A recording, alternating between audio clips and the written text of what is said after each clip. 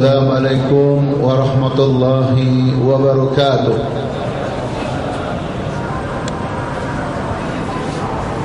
Alhamdulillahilladzi farada alaina ad-da'wah. Wassalatu wassalamu ala Rasulillah wa ala alihi wa sahbihi wa mawalah. Amma ba'd. فقال الله تعالى في كتابه الكريم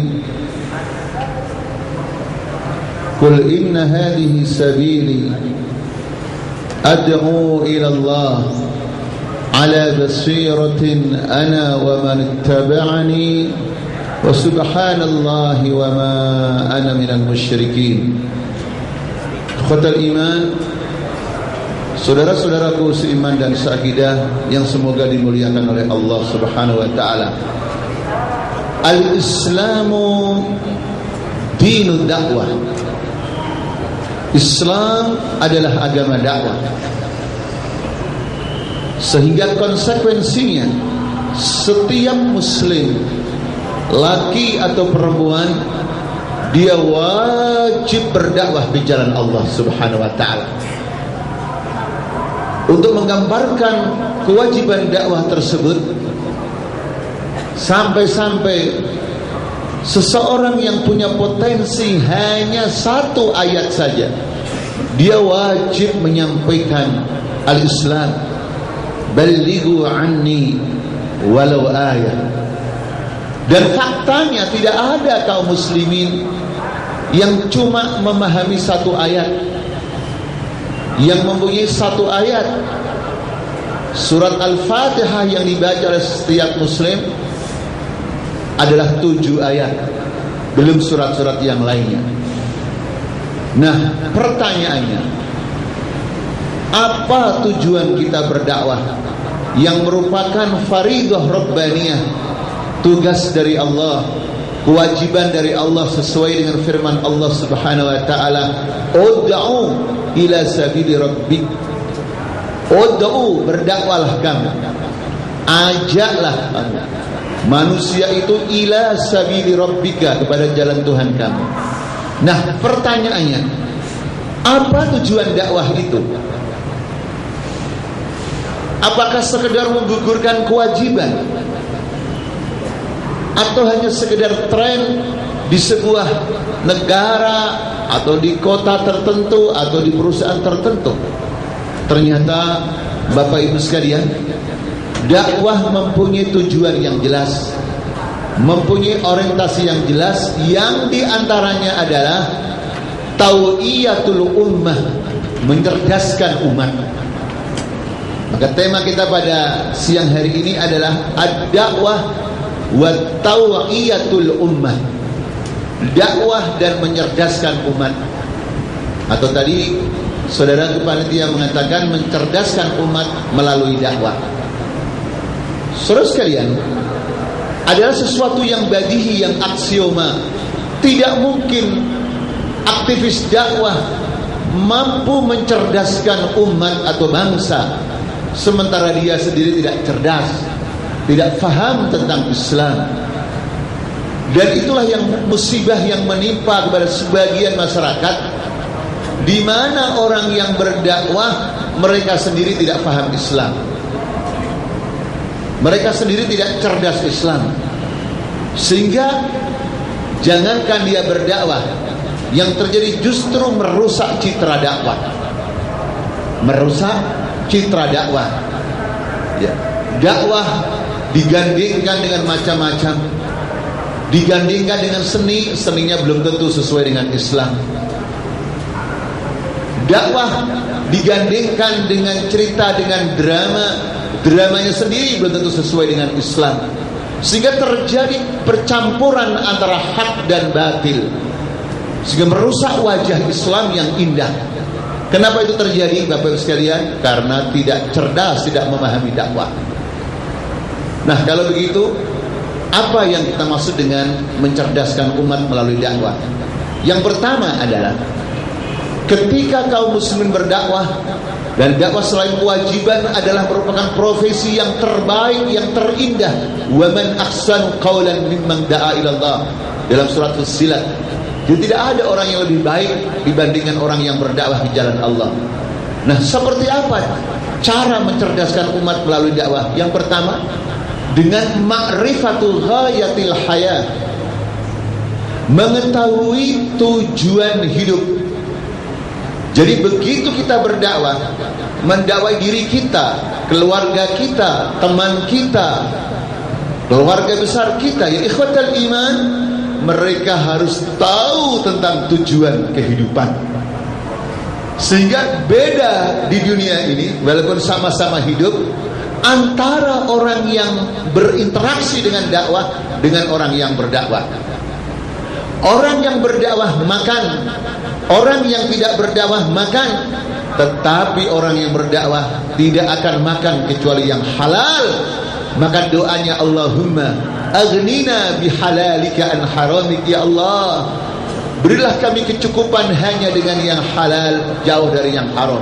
Sementara makhluk lainnya yang hidup, mereka makan apa saja, halal haram dimakan semua. Yang kedua, contoh, orang yang berdakwah berpolitik, orang yang tidak berdakwah juga berpolitik. Tapi bedanya, orang yang berinteraksi dengan dakwah dengan segala kejujurannya, dia tidak berpolitik kecuali sesuai dengan Islam yang dihalalkan oleh Allah, sehingga tidak menghalalkan segala cara. Berbeda dengan orang yang tidak tahu dakwah. Hafizakumullah. Orang yang faham dakwah ketika berpolitik, ya ikhwatal iman, adalah politik menjadi makmum dan dakwah menjadi imam. Tetapi seseorang yang tidak tahu dakwah atau yang sudah tega-teganya merusak dakwah, yang terjadi dakwah disuruh tunduk, disuruh rukuk, disuruh sujud kepada kepentingan politik. Sehingga masyarakat, ya ikhwatal iman, tertipu oleh ya pemimpin-pemimpinnya. Nah, untuk lebih jelasnya dan lebih mudahnya secara global, yang pertama adalah tujuan hayat, ghayatul hayah fil fard. Jadi ketika kita berdakwah, maka al-fardu, setiap individu tahu tujuan hidupnya.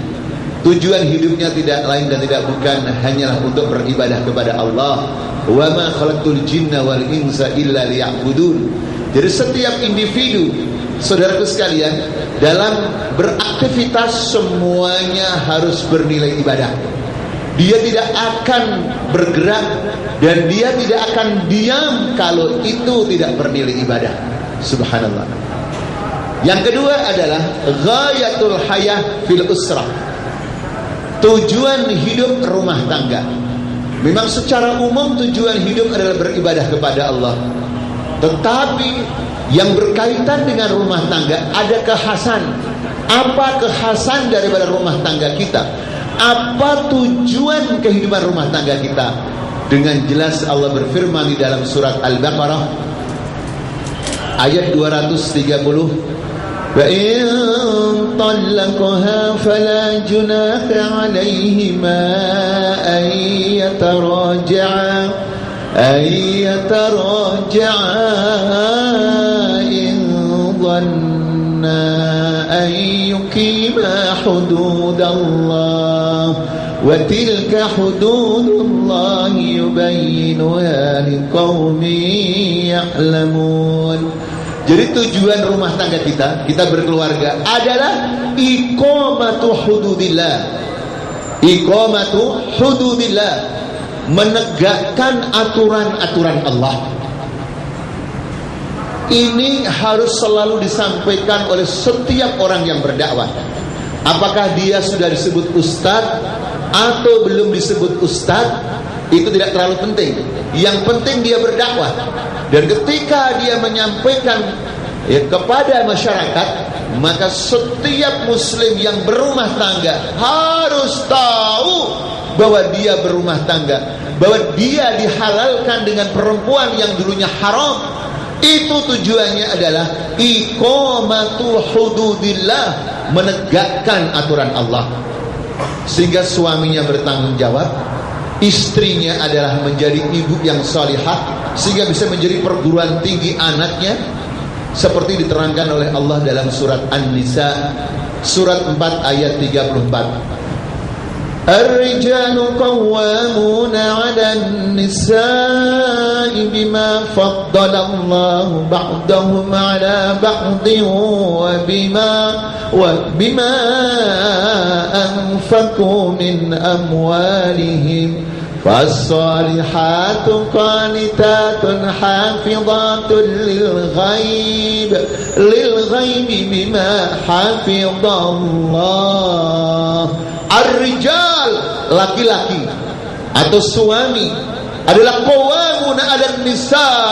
Mereka adalah pemimpin yang melindungi perempuan. Perempuan itu bisa ibunya, bisa istrinya, bisa saudara perempuannya.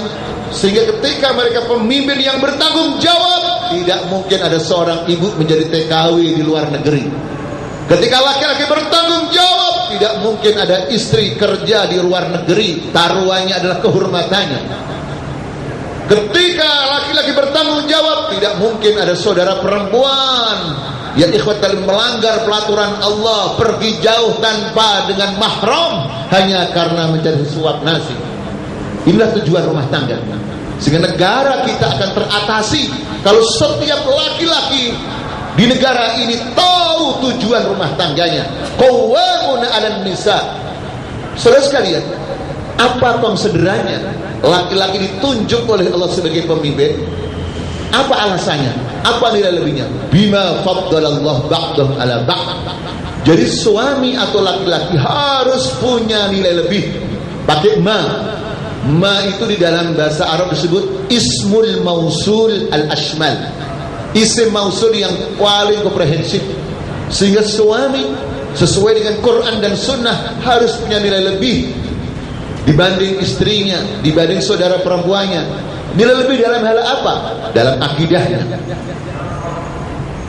dalam ibadahnya, dalam akhlaknya, sehingga tegar ketika menghadapi tahaddiyatil hayah, tantangan-tantangan kehidupan, sehingga layak menjadi pemimpin, saudara sekalian. Yang kedua, konsiderannya, kenapa laki-laki harus menjadi pemimpin? Wa bima anfaqu min amwalihim.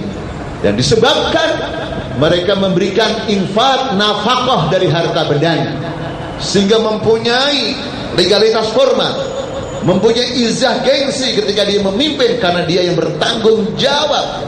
Bandingkan kalau ada seorang suami yang tidak qawwam, yang tidak bertanggung jawab pada istrinya, bagaimana mungkin berani menasihati istrinya ketika istrinya tidak benar? Karena istrinya lebih banyak penghasilannya, lebih dominan, ya ikhwatal iman, manusiawi. Oleh karena itu, setiap laki-laki harus mampu bekerja.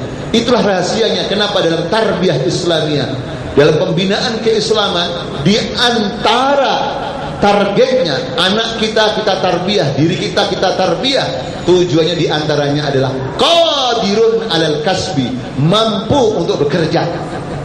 Sekali lagi, mampu untuk bekerja. Saudara sekalian, hafizakumullah. Kemudian yang ketiga adalah ghayatu hayatil mujtama.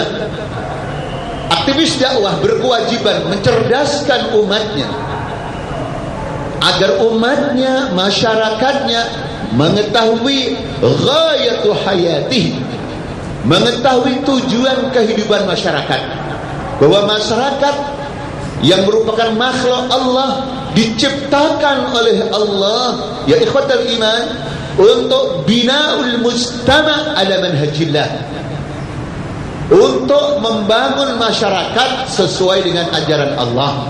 Maka dalam perundang-undangan, dalam aturannya, tidak boleh masyarakat bikin hukum sendiri pakai otaknya atau otak orang lain untuk mengatur dunia, tidak boleh. Sampai ancamannya kafir. Wa man lam yahkum bima anzalallah fa ulaika humul kafirun. Sampai-sampai Allah di dalam surat Al-Hujurat ayat pertama mewanti-wanti kita jangan sampai berani mendahului Allah dan Rasulnya. Ya ayyuhalladzina amanu la tuqaddimu baina yadayillahi wa rasulih. Hai orang-orang yang beriman, jangan sampai kamu mendahului Allah dan Rasulnya. Itulah tujuan masyarakat, Bapak Ibu sekalian, dalam kehidupannya. Sehingga ketika masyarakat berdiri di atas ajaran Allah, korupsi mungkin masih ada, tapi tidak lebih dominan. Pencurian mungkin masih ada, tapi cuma sedikit. Zina mungkin masih ada, tapi cuma sedikit. Seperti di zaman Rasulullah SAW. Kenapa? Karena masyarakat sadar betul mereka hidup di dunia ini adalah dalam rangka tunduk kepada aturan Allah Subhanahu wa taala. Sehingga seorang politikus tidak sombong dengan politiknya, ekonom tidak sombong dengan ekonominya, pakar tidak sombong dengan kepakarannya, penguasa tidak akan sombong terhadap kekuasaannya, karena mereka sadar betul mereka semua hanyalah hamba Allah Subhanahu wa taala. Ini yang pertama. Yang kedua, bagaimana cara aktivis dakwah kita semuanya mencerdaskan umat? Dengan cara yang kedua adalah al-mauqifus sahih. Al-mauqif as-sahih. Jadi setelah paham, ternyata paham saja walaupun penting tidak cukup, Bapak Ibu sekalian. Tetapi pemahaman itu harus mengkristal menjadi al-mauqif as-sahih. Al-mauqif as-sahih, mempunyai sikap yang benar. Dalam hal apa? Pertama, al-mauqif sahih minal ashkhas, mempunyai sikap yang benar terhadap pribadi-pribadi yang ada di dunia ini. Dan manusia dalam kepribadiannya tidak lepas dari 3 orang, 3 golongan. Pertama adalah orang-orang beriman yang muttaqin, alladzina yu'minuna bil ghaib. Orang yang seperti itu, sikap kita adalah innamal mu'minuna ikhwah. Sesungguhnya orang beriman dan bersaudara. Apapun jamaahnya, apapun partainya, apapun ormasnya, apapun profesinya, selama dia mukmin dalam negeri atau luar negeri, saudara sekalian, sikap kita harus jelas, ukhuwah, ikhwah, bersaudara. Yang kedua, saksiyah kepribadian yang kafir, yang innal ladina kafaru sawaun alaihim a'andartahum am lam tundirhum la yu'minun. Apa kata Allah? Tidak boleh kita mengambil pemimpin, fala tattakhidu minhum waliyan. Kamu jangan menjadikan dia sebagai seorang pemimpin, tetapi kita juga tidak boleh mendzalimi, karena zalim haram. Tidak boleh mendzalimi, kita tetap harus berbuat adil. Tapi menjadikan teman dekat, menjadikan pemimpin, karena ini bukan masalah dunia, ini masalah ajaran Allah, masalah al-wala wal bara, yang ulama akidah mengatakan min samimil akidah. Inti daripada akidah itu adalah al-wala wal bara, menyintai sesuatu dan orang yang dicintai Allah, membenci sesuatu dan orang yang dibenci oleh Allah. Sehingga sikap kita jelas, tetapi berbuat zalim tidak boleh, karena sama-sama manusia, sama-sama diberikan hak oleh Allah untuk hidup, tetapi keperpihakan harus jelas. Yang ketiga, manusia disebut munafikin, orang-orang munafik. Orang munafik itu yang lahirnya mengaku beragama Islam. Wa minan nas may yaqulu amanna billah wa bil yaumil akhir wa ma hum bimumin. Di antara manusia ada yang mengatakan kami beriman pada Allah dan hari akhir, tapi mereka tidak beriman karena hanya ucapan. Apa tanda-tandanya, Bapak sekalian? Tanda-tandanya adalah selalu berpihak kepada orang kafir. Selalu berpihak kepada kafir. Ketika mendekat dengan orang Islam karena ada kebutuhan. Jadi itulah orang munafik. Bedanya dengan orang kafir, kalau orang munafik, saudara sekalian, selalu ketika dihadapkan antara mukmin dengan kafir, mereka berpihak pada orang kafir. Baik, saudara sekalian, hafizahumullah. Ketika dekat dengan orang Islam karena ada maunya, ada kepentingannya. Mana dalilnya bahwa orang-orang munafik itu diantara cirinya adalah lebih bangga dengan orang kafir? Dalam surat An-Nisa, alam tara ilal ladzina utu nasiban minal kitabi yu'minuna bil jibti wat taghuti wa yaquluna lil ladzina kafaru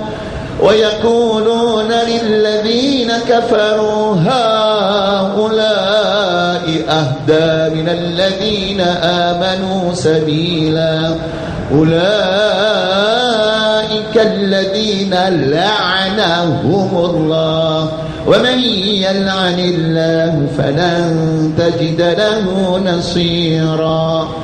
Nah, sikap kita pada orang munafik, Bapak Ibu sekalian, hafizahullah, waspada. Waspada. Sesuai dengan firman Allah dalam surat Al-Munafikun. Apa kata Allah? Humul aduwu fahdharhum. Mereka itu musuh kamu yang sebenarnya. Fahdharhum, maka waspadailah mereka. Waspada, waspada. Karena mereka bisa menipu umat. Kelihatannya Islam, bisa bahasa Arab, bisa assalamualaikum, bisa baca bismillah, tapi anti syariat Allah, anti jihad, anti dakwah, dan lain sebagainya. Nah, sikap kita harus selalu waspada. Jelas semua, Pak? Quran Sunnah itu sangat jelas. Ketika metodologi cara memahami benar, pasti mudah. Karena Quran dan Sunnah adalah merupakan wahyu dari Allah, dan itu pasti mudah. Kemudian yang kedua, mauqif sikap kita minal ahdath, dari sebuah peristiwa. Setiap ada peristiwa atau kejadian, peristiwa apa saja, peristiwa ekonomi, peristiwa seni budaya, peristiwa politik, peristiwa pendidikan, peristiwa kebijakan pemerintah, peristiwa apa saja, itu sikap kita harus jelas. Apa sikap kita? Kita mengikuti kebenaran, bukan mengikuti orang. Karena manusia bisa benar, bisa salah. Sehingga ketika ada peristiwa yang bernama perbedaan sesama kaum muslimin umpamanya, maka solusinya jelas, kita harus kembali kepada Allah dan Rasul, bukan kembali pada ustadz fulan, kiai fulan, jamaah fulan. Dalilnya dalam surat An-Nisa juga. Ya ayyuhalladzina amanu athi'ullaha wa athi'ur rasul wa ulil amri minkum فإن تنازعتم في شيء فردوه إلى الله والرسول إن كنتم تؤمنون بالله واليوم الآخر ذلك خير وأحسن تأويلا. Hai orang-orang yang beriman, taatlah kepada Allah, taatlah kepada Rasul, dan taatlah kepada pemimpin kamu. Maka apabila kamu berbeda pendapat, berselisih tentang sesuatu, kembalikan sesuatu kepada Allah dan Rasulnya. Maksudnya kembalikan pada Quran dan Sunnah, bukan ustadz fulan, ikut kiai fulan, ya, ikut pemimpin fulan, lah. Sehingga jelas sikapnya ketika ya, apa saja, apakah itu masalah yang setiap hari kita ketahui, atau masalah setahun sekali, penentuan awal Ramadan, penentuan awal Syawal, ya, pemilu, pemilu yang sering memilukan umat, ya, itu sikap kita harus jelas. Yang kita ikuti adalah kebenaran, dalil, bukan manusia. Kenapa demikian? Karena manusia bisa benar, bisa salah. Al-Imam Malik rahimahullah, gurunya Imam Syafi'i, mengatakan kullu qaulin yuqbalu wa yurfadu illa qala sahibi hadil maqbarah wa asyara ila maqdar sallallahu alaihi wasallam. Jadi setiap pendapat atau ucapan bisa diterima, bisa ditolak, kecuali sabda Rasulullah SAW. Sehingga kaum muslimin cerdas, umat cerdas. Naam, umat punya organisasi, naam, umat punya jamaah, naam, umat punya partai, tapi dia tidak akan fanatik kepada golongannya. Karena yang dipegang bukan golongannya, yang dipegang adalah al-haq, kebenaran. Ini yang kita maksud dengan al-mauqif as-sahih, sikap yang benar, ya, di dalam menghadapi peristiwa demi peristiwa. Kemudian yang ketiga, bagaimana caranya dai, bagaimana caranya aktivis dakwah mencerdaskan umat? Caranya dengan ikhrajun nas minadz dzulumati ilan nur, mengeluarkan, mengentaskan seluruh manusia. Pakai kata an-nas, manusia dalam negeri atau manusia luar negeri, manusia di jamaahnya atau di luar jamaahnya, kita keluarkan minadz dzulumat, dari kegelapan-kegelapan, dari kezaliman-kezaliman, ilan nur, menuju pada cahaya Islam. Bapak Ibu mungkin bertanya, oleh kajian siang hari ini diantaranya, kenapa kata dulumat banyak pakai jamak, dulumat bukan dulmati. Sementara nur pakai mufrad satu, jamaknya anwar. Kenapa tidak minad dulumati ilal anwar? Kenapa dulumat pakai jamak yaitu banyak, sementara nur pakai mufrad satu? Nah ini oleh-oleh Pak ya, nanti kalau ditanya oleh istrinya, apa rahasianya Pak? Kemarin Bapak ngaji di Telkomsel, kenapa dulumat dalam Quran selalu jamak, nur cuma satu mufrad? Apa rahasianya? Bapak-bapak yang sudah ngaji lama di Telkomsel, jawabnya yang paling benar adalah wallahu a'lam. Itu pasti benar. Allah yang paling tahu. Cuma Bapak kalau ujian nasional, ujian tafsir, jawabnya wallahu a'lam. Lulus enggak Pak? Nah, itu wallahu a'lam juga. Mari kita lihat ayatnya, surat Ibrahim, surat 14 ayat pertama.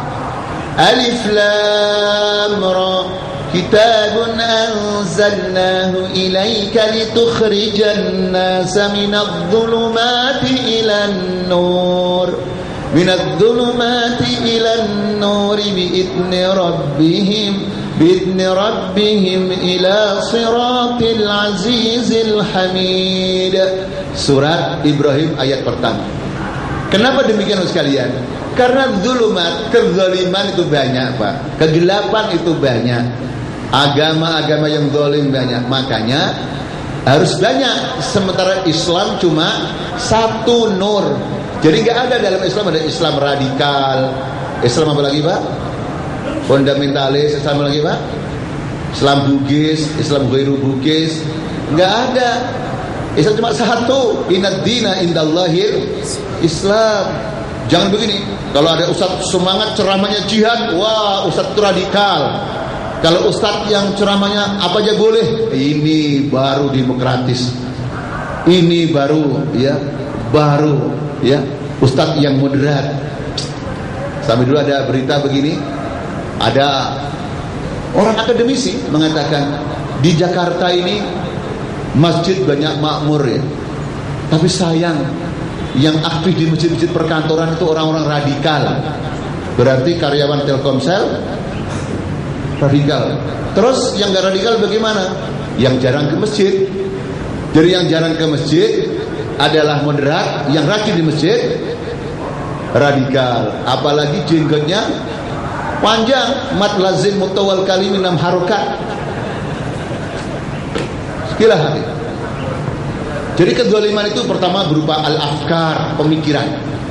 Jadi cara mencerdaskan umat ya ikhwatal iman hafizakumullah adalah bagaimana umat ini pemikirannya benar, tidak terkena sekuler, tidak terkena kepercayaan setempat yang bertentangan dengan Islam, sehingga terjadi pencerahan dalam pemahamannya, dalam persepsinya.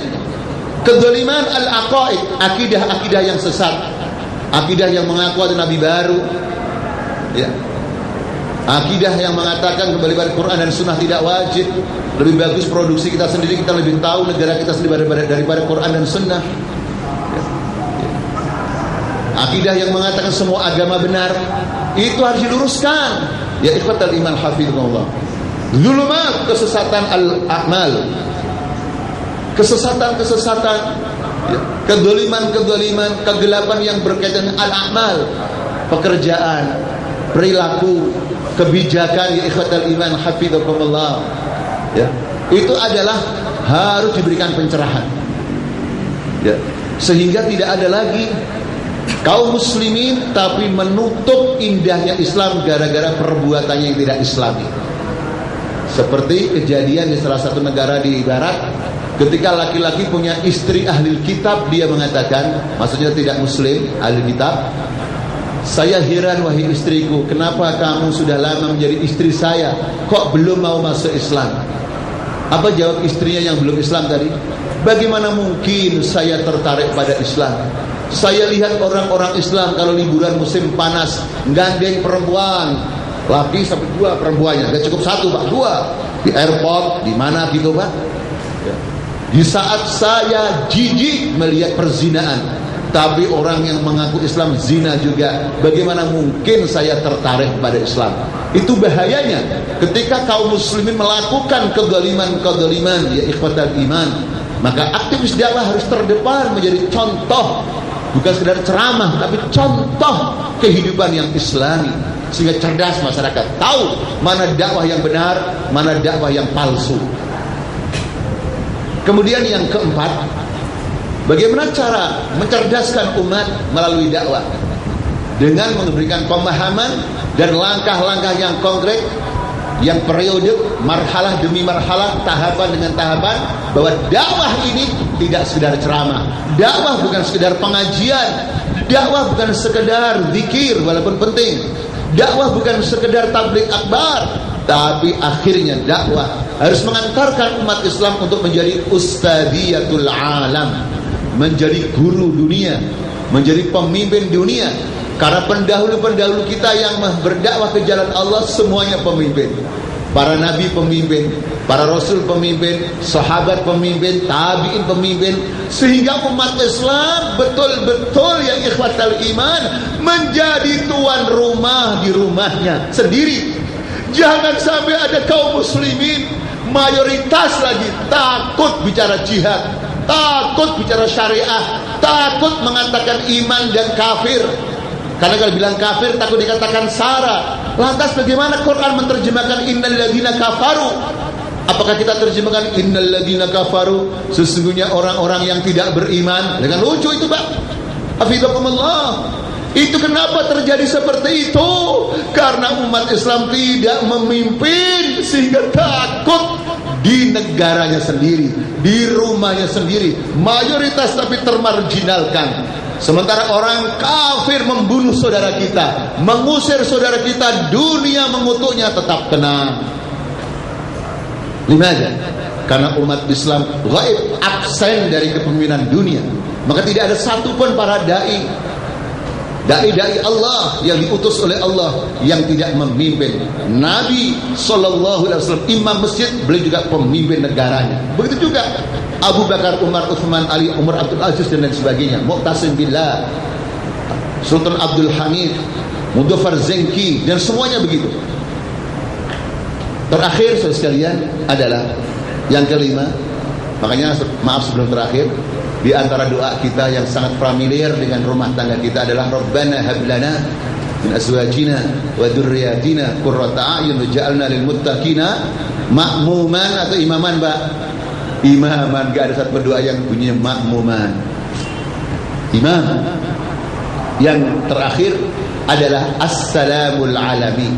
Setelah memimpin, bukan untuk menyiksa orang, bukan untuk dendam, bukan untuk sombong, bukan untuk mengumpulkan harta, bukan untuk nambah-nambah makhluk halus. Karena sebagian orang kalau sudah menjadi pemimpin, mobilnya nambah, rumahnya nambah, apalagi Pak yang nambah, Pak? Kalau berani. Terakhir adalah assalamul alami. Assalamu al-alami, perdamaian dunia. Jadi ketika Islam yang memimpin, ketika aktivis dakwah memimpin, yang terjadi kehidupan dunia didominasi oleh kedamaian. Saya tidak mengatakan tidak ada kekacauan, ada, tapi kedamaian lebih dominan. Makanya kaum muslimin dengan dakwahnya, ketika bertemu dengan siapapun, orang yang dia kenal atau yang tidak kenal, sepanjang dia orang Islam, membacanya adalah Assalamualaikum warahmatullahi wabarakatuh. Di dunia Indonesia, di dunia Arab, di dunia Barat, ketika kita bertemu dengan orang, membaca Assalamualaikum, kedamaian dunia, ya ikhwatal iman, hafizakumullah. Jangankan manusianya, saudara sekalian, sampai binatang saja aman. Antum ingat di zaman pemerintahan Umar bin Abdul Aziz, di pemerintahan beliau jangankan manusia, sampai kambing saja, binatang ternak jarang yang diterkam oleh serigala. Karena adilnya Umar bin Abdul Aziz, karena serigala sudah mempunyai makanan tersendiri, sehingga tidak usah makan kambing. Nah pertanyaannya, kalau makanannya serigala, makanannya ular, makanannya harimau, dimakan siapa, Pak? Hah? Ya udah, binatang jangankan merekam kambing, merekam manusia juga, ya ikhwatal iman. Inilah dakwah, saudara sekalian, bukti bahwa dakwah, saudara sekalian, mencerdaskan umat. Dan ini bukan sekedar wacana, ini adalah ayat Quran dan sunnah nabawiyah, dan dibuktikan dalam sejarah. Dan kita tinggal mengulangi saja. Oleh itu syaratnya adalah kesungguhan, al-jiddiyah, al-mujahadah dan Allah lah yang menentukan. Walladzina jahadu fina lanahdiyanahum subulana. Bapak sekalian, semoga kita semuanya dan umat ini diberikan petunjuk oleh Allah Subhanahu wa taala, cerdas memahami Islam, bahwa Islam adalah as-salamul alami, kedamaian yang sifatnya internasional, dan itulah misi kita semuanya. Bapak sekalian, kita tutup dengan ya, atau ada pertanyaan? Cukup ya. Assalamualaikum warahmatullahi wabarakatuh.